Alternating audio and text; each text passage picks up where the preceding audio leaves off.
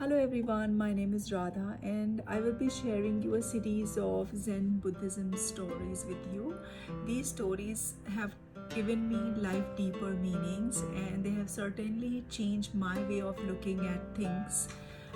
And there is a reason why I wanted to share with you all, because every time you listen to these stories, they move you from inside for some reason. Zen Buddhism is a combination of Indian Buddhism as well as Taoism. It started in China and then it moved to Korea, and from there it got further spread to the West in the middle of 20th centuries, and it was very well received and adapted by the people of the West. Today's story that I'm going to share with all of you is the story of the Impermanence.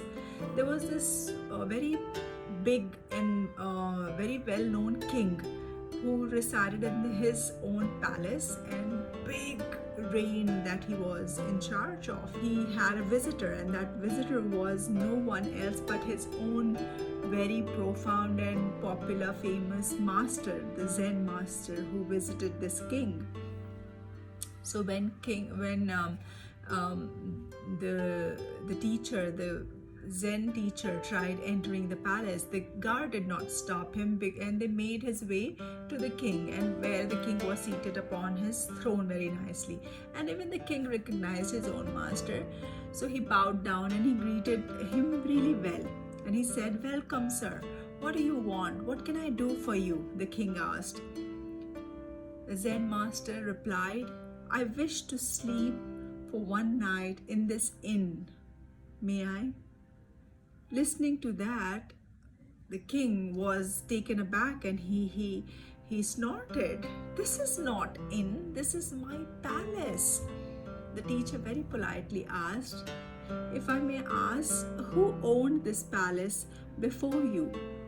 The king replied, "Obviously, my father. He is dead now." "And who owned this palace before your father?" "My grandfather, naturally." Then the Zen master says, "You mean this building where people come, stay for a while and leave is not an inn?"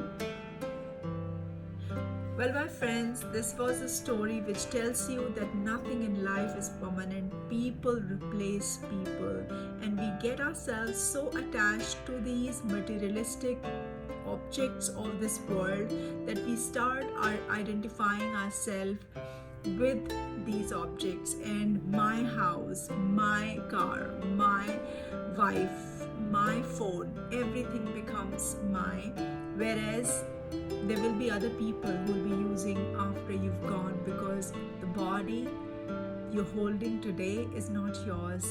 It's of this world, it's of this ground, and it's going to stay here in this planet. And I'll see you with my next Zen story in my next video.